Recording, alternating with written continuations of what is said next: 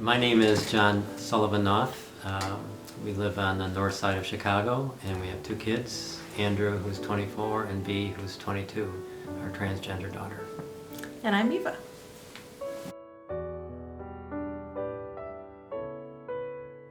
I mean, faith has been integral to my life, and I think probably what is really important to me as I am on my faith journey is seeing how God is present with me.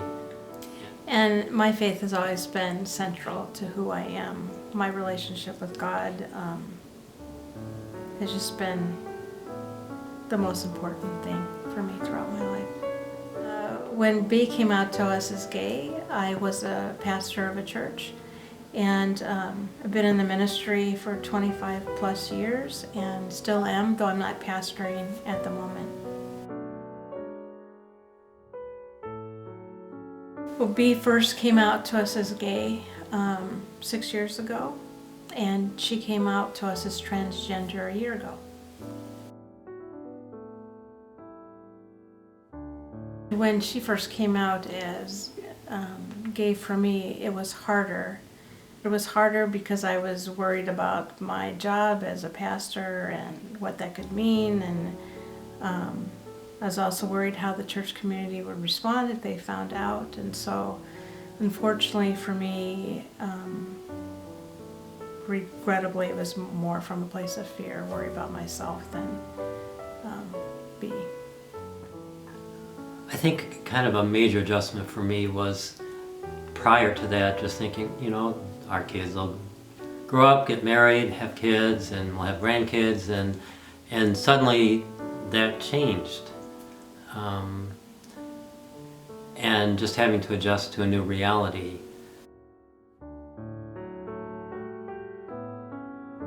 I knew that she was going to come out as transgender. I think as I look back, there have been so many moments where I went, what is that? And didn't quite know what that was. And especially after she came out, as I've looked back there, I can recall so many of those moments. But I think for at least the year before she came out, I could see it more and more and felt like I told John she's going to come out to us as transgender. So I wasn't surprised when she did. I hadn't really thought so much about transgender people separate from the LGBTQ community, and in general was supportive of that. When she did come out, it definitely had to face some new understandings and try to figure out what transgender was, and see that it is kind of a unique letter in that LGBTQ community, and it took a little bit of getting used to. When Bea first came out to us as transgender, it was really interesting to me because there was like an internal sense of peace. It's like, oh, this all fits. Yes, this makes sense. It all comes together. And I had kind of an outer body experience looking at myself. I'm like, really? I'm like, yeah. It just seemed to confirm all that I'd been seeing in Bea. So I had a sense of peace about it. I cried a lot.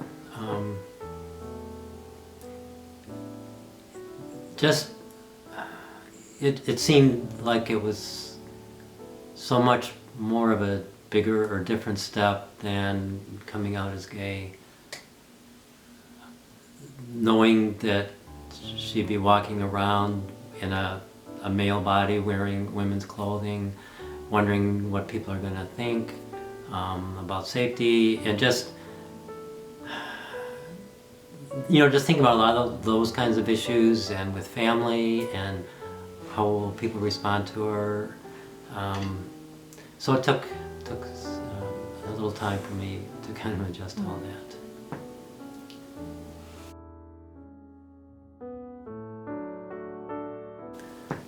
There is a woman I know through work who has a transgender daughter, and when Bea came out, I ended up calling her and talking to her. We got together for coffee, and she told me about crying for months and months. And it was like 6 years prior that her daughter came out.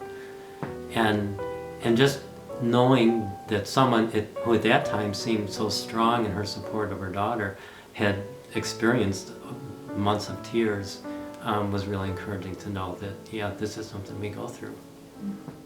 I think for me, after B came out as transgender, she was a different person. It seemed like she was really more of herself and more at peace. She was happier, and I'm like, wow. The way I've come to think about it is, you know, it was congruent. She was living on the outside what was on the inside, and that gave me a great sense of peace because I saw her happier and freer and more at peace within herself. I think seeing the courage she had and the conviction that this is who I am, and I remember her saying, if God made me this way, how can that be wrong? And just that conviction she had was moving.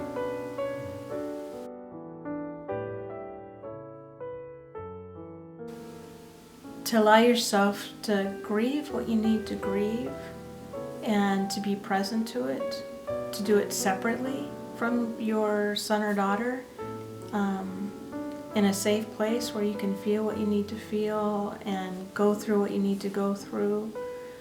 And at the same time, when you're with your son or daughter, to be present to where they are and listen to them and be focused on them and not put your stuff onto them.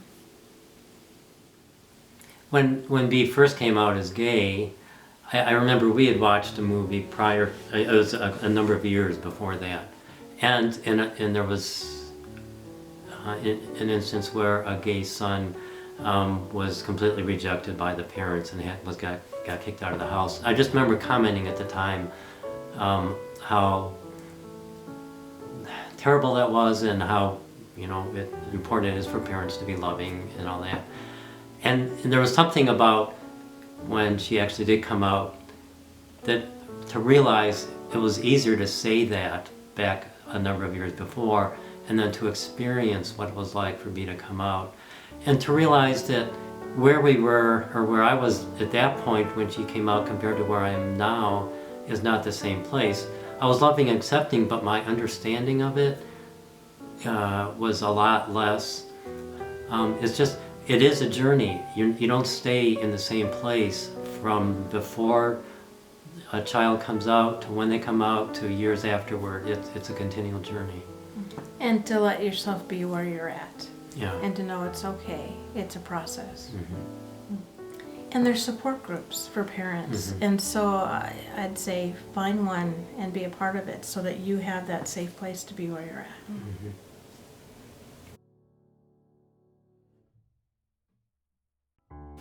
When B came out as transgender, we were in different places. It wasn't hard on our marriage. We were able to just say, you know, where we were at and experience that, and to know, just like when B came out as gay, it was easier, I think, for John because it wasn't costing him the same thing as it was costing me, and we just talked about it. So We were on our two separate journeys, and yet we shared our journeys together, and so that was certainly helpful.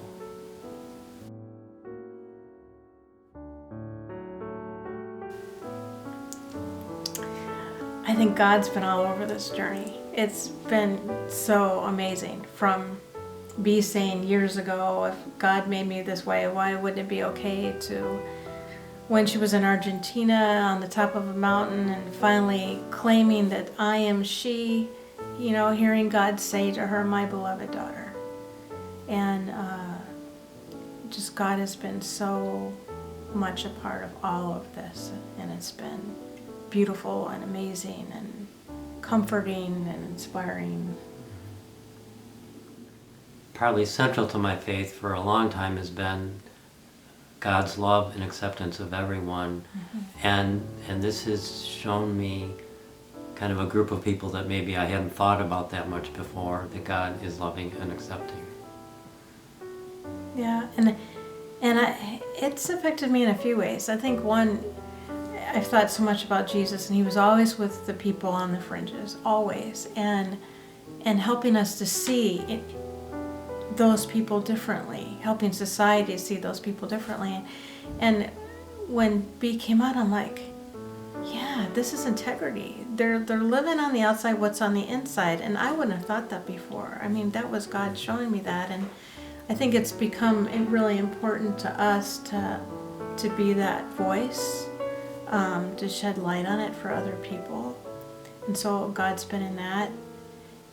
My favorite name for Jesus has always been Emmanuel, God with us, and that's been even more true in a deeper way because this journey's hard. It's really hard because of fear, because of discrimination, experiences and hatred, and so Jesus being Emmanuel, God with us, means a lot.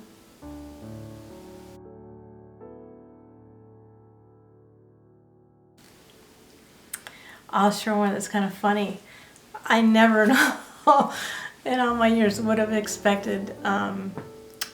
B comes over and she's doing makeup. Hey mom, let me show you some new makeup things. I want you to try this. Or, you know, she's the person I go to. So what do you think about this outfit now? Well, you need a little bit more color and all that. It's been so funny and so fun. So one of the things that's been kind of a blessing is with her going quote unquote away to school, as she's like 15 minutes away. So a number of times to be able to drive her from school or back to school, and just being in the car with her, and she can talk, and and so just listening to her talk about either a play she's writing or a paper she's writing, and just all of her schoolwork and stuff, it's a treasure.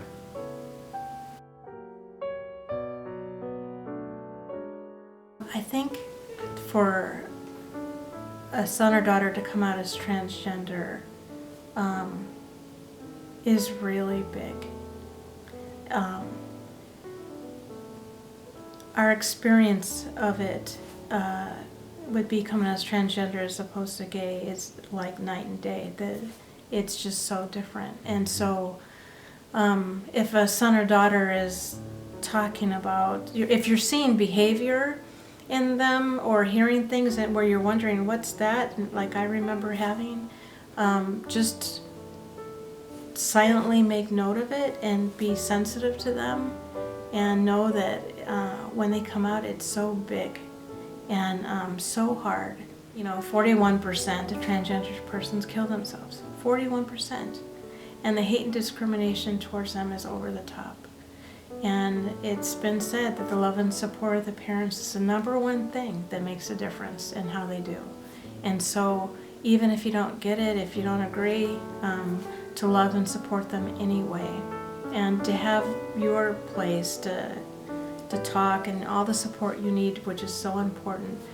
But to be there and to listen and support and love your son and daughter no matter what, because it's a matter of life and death.